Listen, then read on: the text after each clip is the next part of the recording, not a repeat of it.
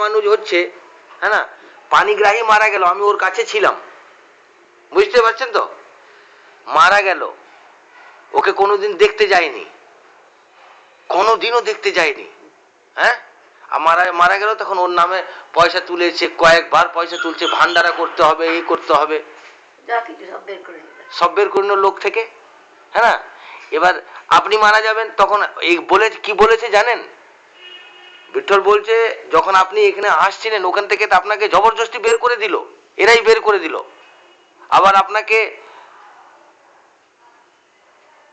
বলছে যে গোবিন্দ ওখানে নিয়ে গেছে, বিঠল বলছে, এরা বলছে যে পয়সার জন্য নিয়ে গেছে।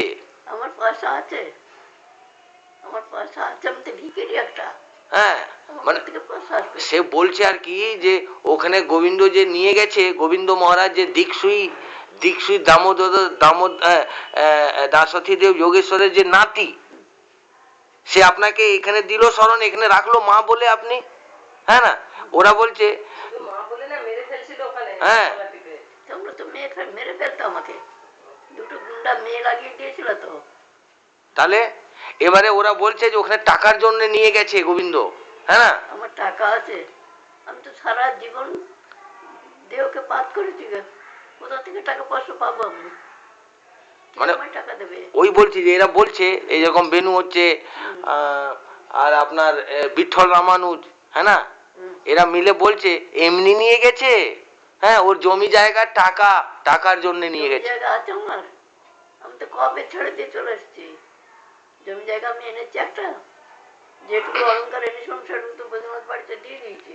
মানে দেখুন, মানে একটা এরকম ভালো লোককে, হ্যাঁ, যে তার কিছু নেই, হ্যাঁ, কিচ্ছু নেই আমার, না, মানে আমি এই বলছি যে গোবিন্দ কাকুর কথা বলছি যে এর কি কি কোনো জিনিসে মতলব নেই, আপনি তো বাচ্চাবেলা থেকে দেখছেন, দেখছি তো, হ্যাঁ, নিষ্পৃহ, হ্যাঁ, মানে হ্যাঁ, ওর বাবা ছিল গোপাল মিত্রের দুখানা গাড়ি দিয়েছিল, গাড়ি ফিরিয়ে দিলে, কেউ গাড়ি ফিরিয়ে দেয়?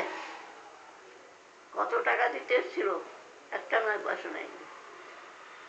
তাহলে মানে এটা আমি খবর পেলাম, এরা বলছে যে ঠাকুমাকে নিয়ে গেছে, তারা মাকে নিয়ে গেছে, হ্যাঁ, টাকা পয়সা দেবে, হ্যাঁ, ওখানে টাকা নেবে, এমনি আর কি রাখবে, যত সম্পত্তি আছে, আপনার কি সম্পত্তি আছে? সম্পত্তির মধ্যে তোদের কাছেই তো দিয়ে এসছি গোপালকে, হ্যাঁ, তোরাই তো রেখে দিয়েছিস গোপালকে, দিয়েছিস আমায় গোপাল, সম্পত্তির মধ্যে ওইটাই তো, আর কি সম্পত্তি আমার আছে? ওইটুকুই ঠাকুর দিয়েছিলেন, ওইটুকুই ওরই চরণে পড়েছিলাম, সেবা নিয়ে পড়েছিলাম, যা দুটো তো তাই খেতে। হ্যাঁ, ওখান থেকে জবরদস্তি বের করে দিল, হ্যাঁ, একটা বুড়ো মানুষ ঠাকুর বলেছিলেন এখানে থাকবে, তো আপনাদেরই জন্য, মায়ের জন্য তো ওটা করা হয়েছে, সেখানে হোটেল করবে এবারে, ওটা আমার জন্যই করেছে। তাহলে সরদিন ঘরটা আমাকে বৃন্দাবন থেকে নিয়েছে, এখানে রাখলে, ওখান থেকে তাড়িয়ে দিল? না, তাড়িয়ে দেয়নি, ওখানে একটা দুষ্ট মেয়ে ছিল, সে মালবতী আশ্রমটাকে কিরম দূষিত করে ফেলছিল।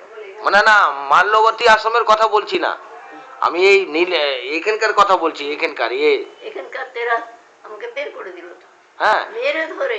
তাহলে বলুন, একটা বয়স্ক, আপনি এত ঠাকুরমার মতন বয়স, হ্যাঁ, মানে 90 বছর বয়স, হ্যাঁ, আর এইরকম যদি এরা করলো, এবারে কি করবে?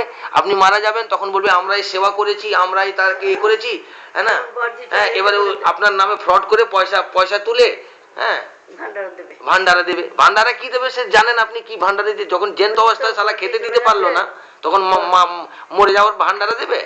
ঘর দিয়ে চলে গেছেন, কান্নাকাটি করছি আমরা, শাশ্বতী আর পদ্মাকে বসিয়ে সেই ফটোটা তুলে একটা জয়গুরুতে ছাপিয়ে দিলেন। বলুন, বড়দি 20 বছর ইলাকুঞ্জে বাস করেছে এই দুজন সেবিকা, আর আমরা যে সারা জীবন ধরে সেবা করলাম, হ্যাঁ, সেটা কিচ্ছু মূল্য নেই। আছে কি না আছে দেখ, পরম গুরুদেবের নাতি আমাকে বাঁচিয়ে দিলেন তোদের হাত থেকে।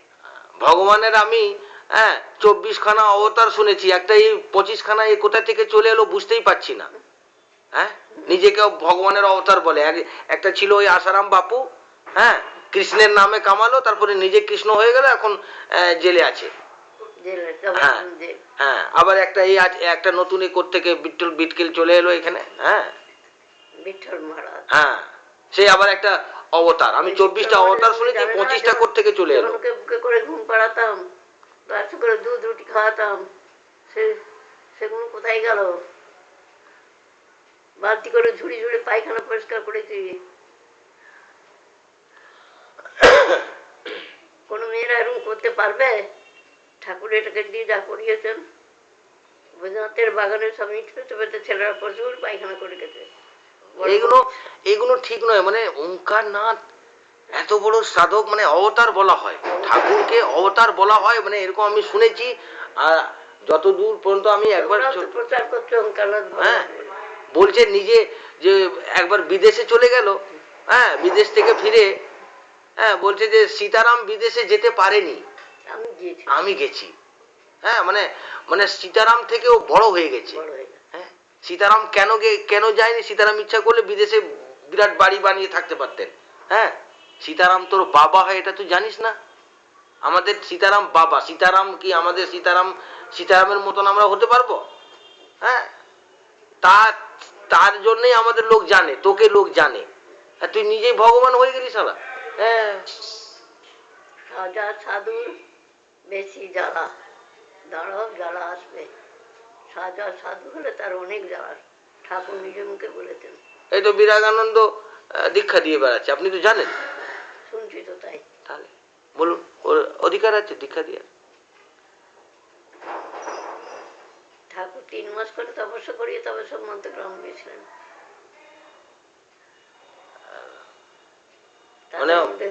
মানে দাদা মন্ত্র দিতেন না। না আমি মানে এটা এটা এরকম